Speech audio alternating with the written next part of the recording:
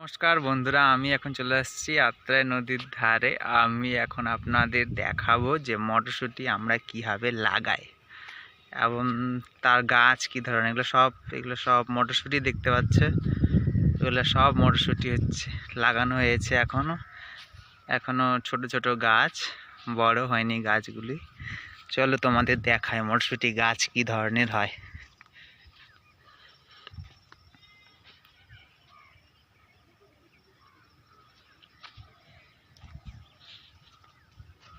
এগুলো হচ্ছে মটরশুঁটি গাছ।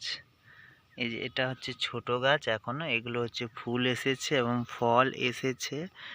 এগুলোর মধ্যে এই যে দেখতে পাচ্ছ মটরশুঁটি, ছোট ছোট মটরশুঁটি ধরে আছে, এখনো বড় হয়নি। এগুলো আরও 20 দিনের মতো সময় লাগবে, তারপরে এগুলো খাওয়ার যোগ্য হয়ে যাবে।